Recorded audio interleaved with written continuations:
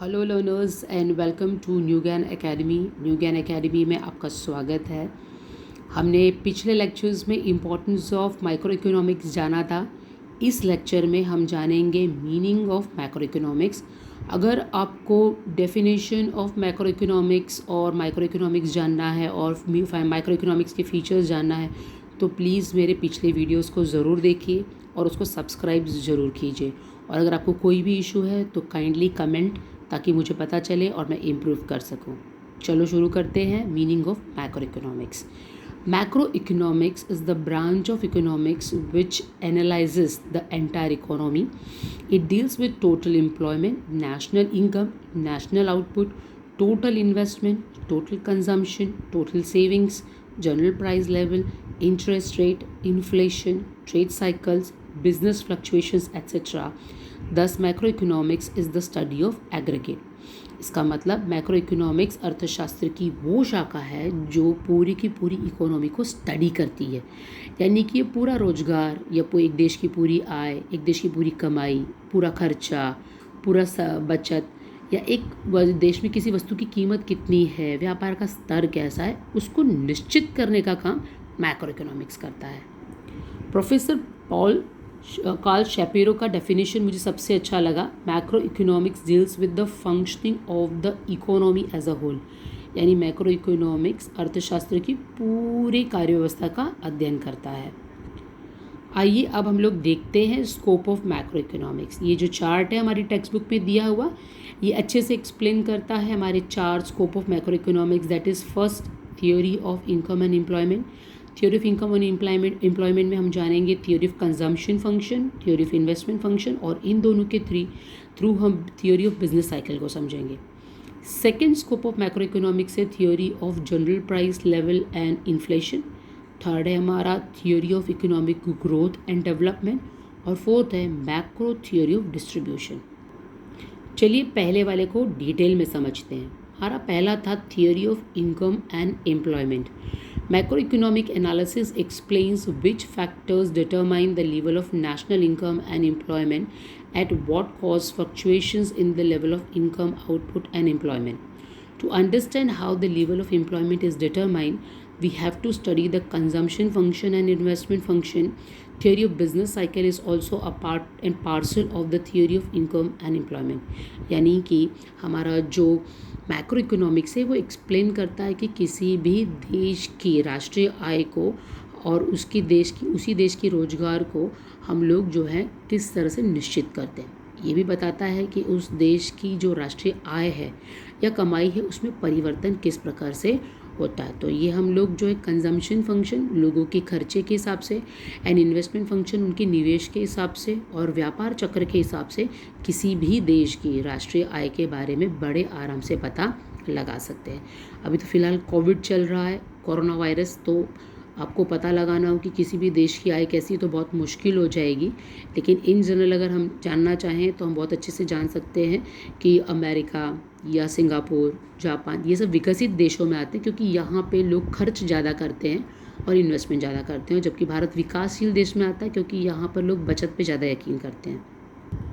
हमारा second scope है theory of general price level and inflation. यानी macro economics analysis shows how the general price level is determined and further explains what causes fluctuations in it. The study of general price level is significant on account of the problems created by inflation and deflation. यानी macro economics सामान्य कीमत स्तर और महंगाई को पढ़ने में बहुत सहायता करता है। वो बताता है कि किस वजह से उतार चढ़ाव आ गए हैं। तो जनरली अगर आप कभी भी बाज़ार में जाते हो तो आपको कीमत का बहुत अंदाज़ा रहता है, थोड़ा बहुत ऊपर नीचे आपको न्यूज़ से पता चल जाता है, क्योंकि मैक्रो इकोनॉमिक्स उसको स्टडी करता है कि क्या रीज़न है महंगाई का या क्या रीज़न है डिफ्लेशन का। तीसरा पॉइंट है हमारा theory of growth and development. Macro economics consist of theory of economic growth and development. It explains the causes of underdevelopment and poverty. It also suggests strategies for accelerating growth and development.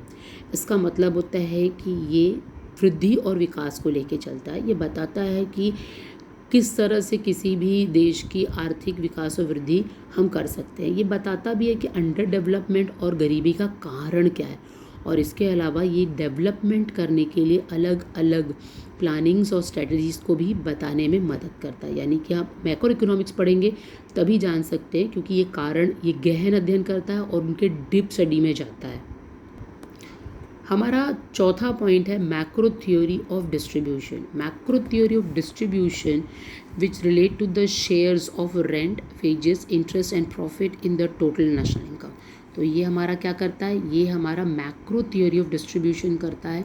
किस तरह से relatively share of, हम जानते हैं कि एक किसी भी चीज़ के प्रोडक्शन फंक्शन में 5 होते हैं, है कि नहीं, rent, wages, interest, profit and entrepreneur.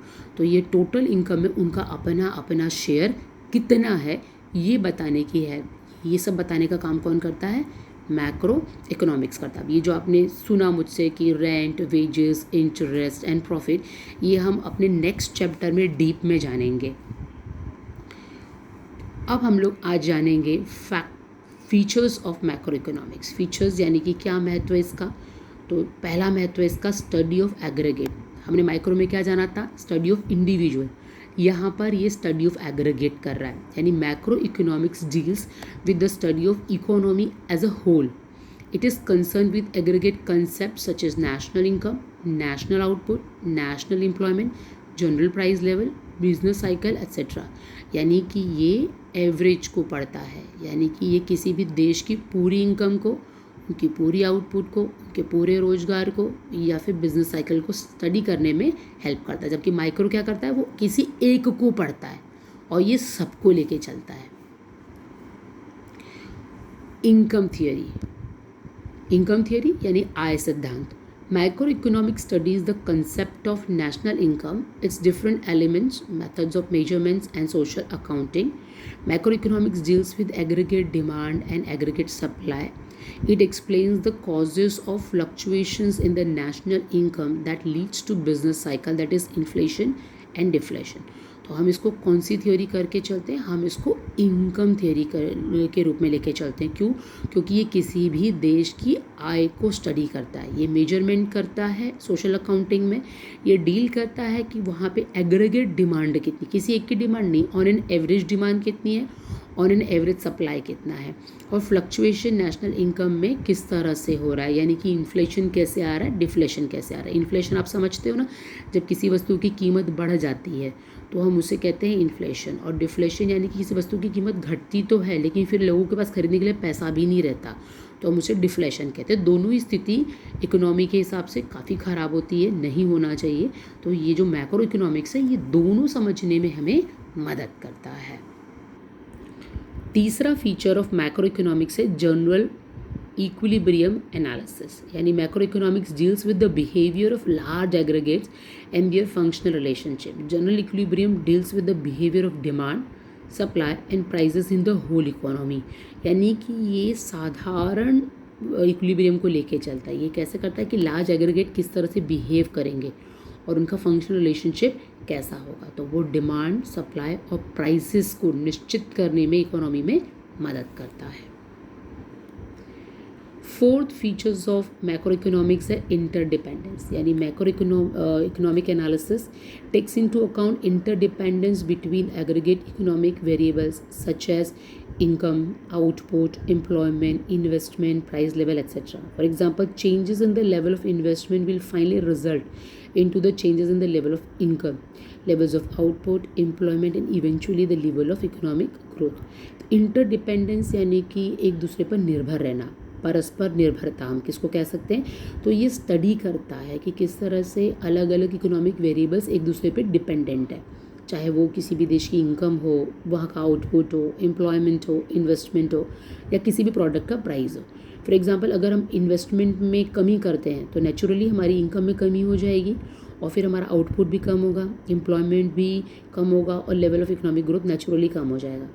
अगर इसी का वाइस वर्सा दूसरा लेके चले, हमने अगर इन्वेस्टमेंट को बढ़ा दिया है तो हमारा लेवल ऑफ इनकम भी बढ़ जाएगा, हमारा आउटपुट भी बढ़ जाएगा, हम कंपनी में एम्प्लॉयमेंट ज़्यादा दे पाएंगे, तो नेचुरली इकोनॉमिक ग्रोथ भी बढ़ेगा। तो कहीं ना कहीं ये सारी चीज़ें एक दूसरे से क्या होती है, लिंक्ड होती है, इंटरडिपेंडेंट होती है। यानी कि जहाँ आपने इन्वेस्टमेंट में कमी की, ऑटोमेटिकली ये चेन एक दूसरे को अफेक्ट करते चले जाते हैं। आपने पॉजिटिव चेंज लाया तो आपको पॉजिटिव रिजल्ट मिलेगा, अगर आप नेगेटिव रिजल्ट में जा रहे हो तो नेगेटिव मिलेगा। तो फाइनली ये एक दूसरे से रिलेटेड रहते हैं, ये बताने का काम करता है। Lumping method. Lumping method is the study of the whole economy rather than its part. According to Professor Boulding, forest is an aggregation of trees, but it does not reveal the properties of an individual tree. This reveals the difference between microeconomics and macroeconomics. तो भाई ये lumping method यानी कि ये समूह को लेके चलता है।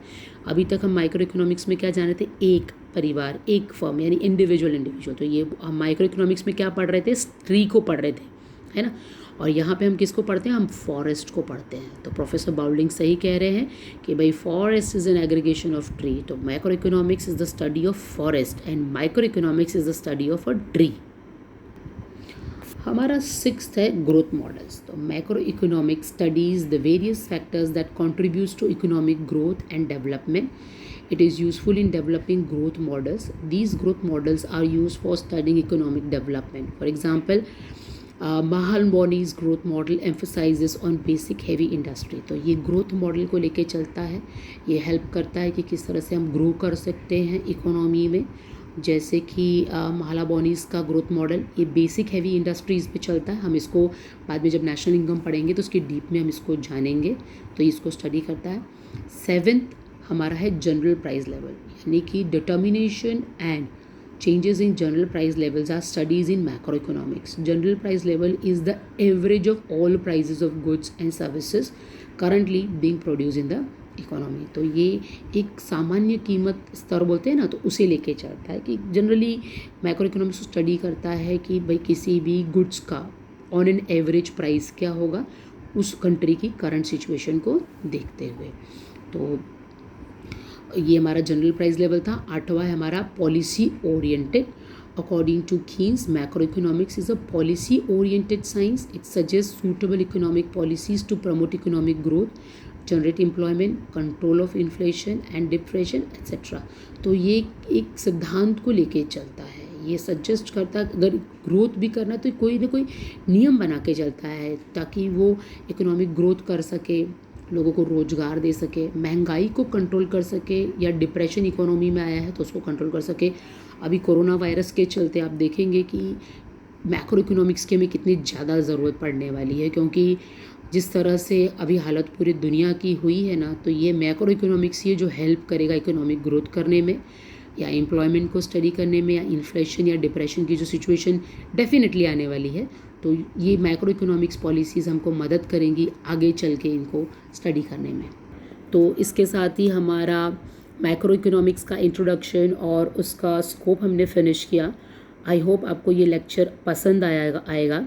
इन केस कोई प्रॉब्लम होती है तो काइंडली मुझे कमेंट ज़रूर करें, मेरे चैनल को लाइक भी करें, सब्सक्राइब भी करें, और अपने फ्रेंड्स के साथ प्लीज़ शेयर माय चैनल ताकि मुझे आप लोगों से इनकरेजमेंट मिलती रहे। थैंक्स, तब तक के लिए बाय।